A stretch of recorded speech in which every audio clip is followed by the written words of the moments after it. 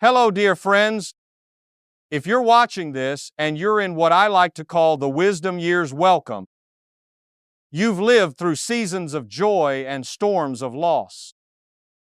You've carried the weight of responsibilities, celebrated victories, and maybe, just maybe, you still carry a few quiet burdens that no one else sees. But hear me when I say this: you are not finished. Your age is not a full stop. It's a comma, because God is still writing your story. The late Reverend Billy Graham once said something that's always stayed with me: gray hair may indicate age, but it doesn't mean the end of usefulness to God or others. Isn't that beautiful? In today's message, I want to gently walk with you through 5 things that we often carry into our later years: habits, mindsets, even silent regrets that actually hold us back from the peace, purpose, and spiritual strength that God still wants to pour into our lives. Because no matter how many candles are on your birthday cake, as long as you're breathing, God is not done with you. You still have time. You still have calling. You still have influence. So I invite you to open your heart today. Let this message stir something in your soul. Let it remind you that growing older isn't about fading away, it's about shining deeper. Let's walk forward, together with wisdom, with purpose, and with grace. 1. Stop holding on to regret. Let me ask you something real. Have you ever laid in bed at night and thought, I wish I had done that differently? Maybe it's a conversation you never had, a mistake you made in your career, a strained relationship with someone you loved, a moment with your child you wish you could get back. Regret has a quiet way of creeping in, especially as we get older. But here's the truth: regret never heals the past. It only robs you of the present. Billy Graham once shared that even Hethus, giant of faith, had moments where he went to God with tears in his eyes, saying, "Oh God, forgive me." If Billy Graham felt the weight of regret, you're not alone. But he also pointed to the hope that we have. Isaiah 43 says, "Forget the former things. Do not dwell on the past. See, I am doing a new thing." Friend, God is not asking you to carry that burden anymore. Whatever it is, you can bring it to the cross. You are not defined by your worst moments. You are redeemed by Christ's mercy. So let today be the day you stop looking back. Let today be the day you breathe in grace and exhale the shame. God's not finished, and He's not holding it against you, so maybe it's time to stop holding it against yourself. 2. Stop isolating yourself from community. Can I tell you something that might hit close to home? One of the quietest struggles many people face as they grow older is isolation. Not because they want to be alone, but because life slowly pulls them back. A health issue here, the loss of a spouse there, or simply that deep feeling of, I just don't fit in anymore. But isolation is dangerous, not just for the body, but for the heart and soul. We were never designed to do life alone. Hebrews 10 reminds us, let us not give up meeting together, but encourage one another. We are called to lift each other up, to walk together in love, to be family even when we're not related by blood. And yes, I get it.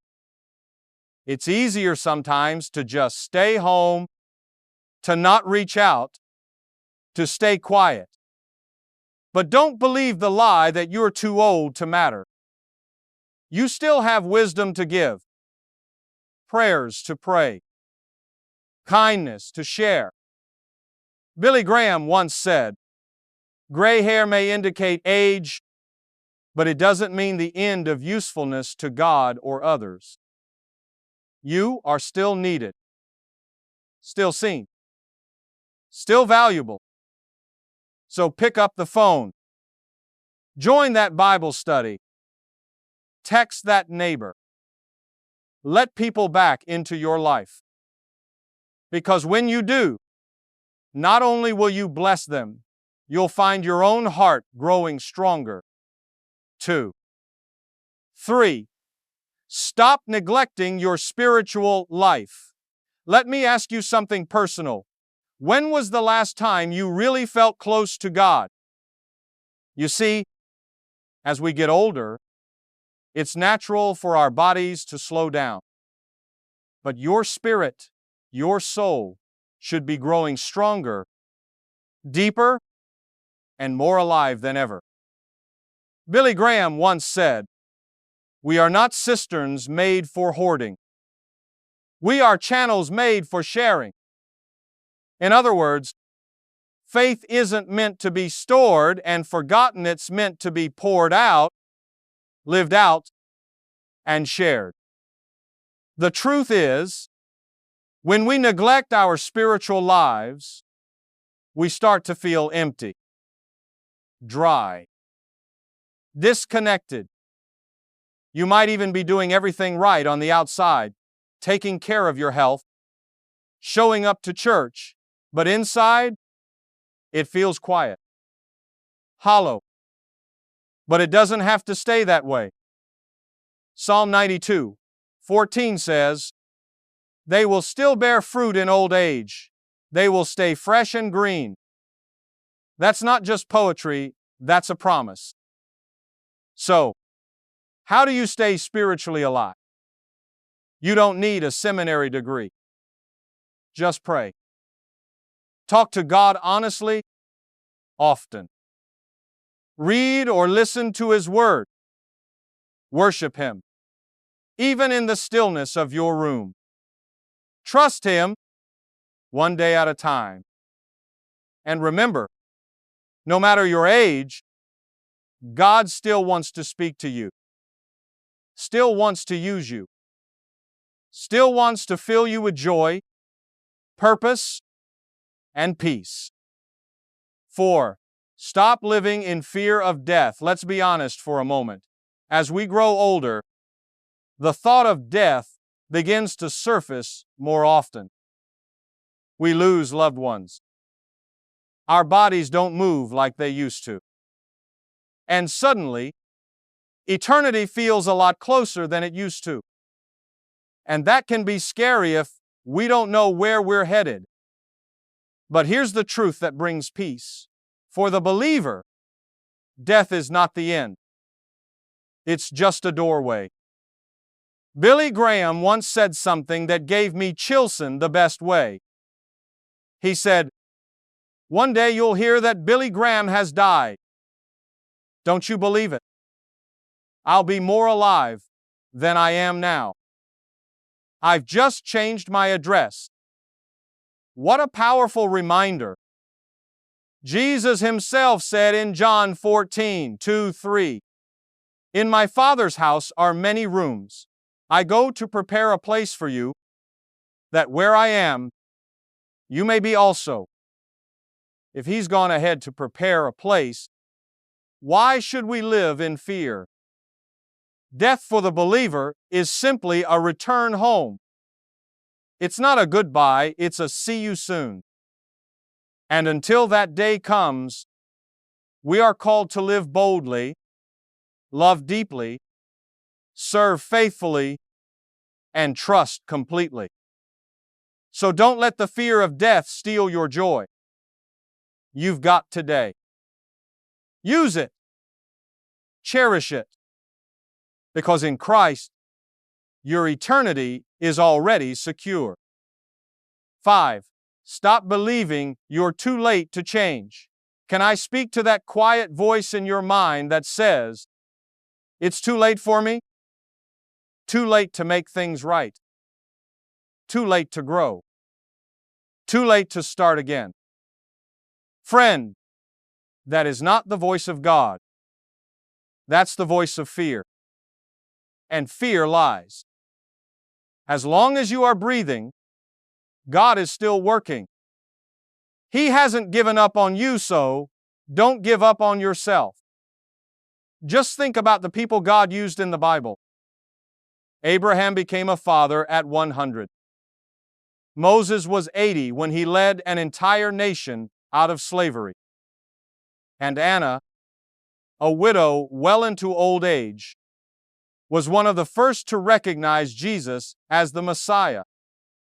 So, if you're wondering if your best years are behind, you hear this. God saves some of His greatest work for the later chapters. 2 Corinthians 5:17 says, if anyone is in Christ, he is a new creation. The old has passed away. Behold, the new has come. That means today can be a fresh start. Right now, you can forgive. You can heal. You can learn something new. You can serve someone else. You can live with passion, purpose, and peace. So stop believing the lie that it's too late. You're not done. You're just getting started with God leading the way. 6. Bonus point. The faith doubter. There's one more person I want to gently warn you about today.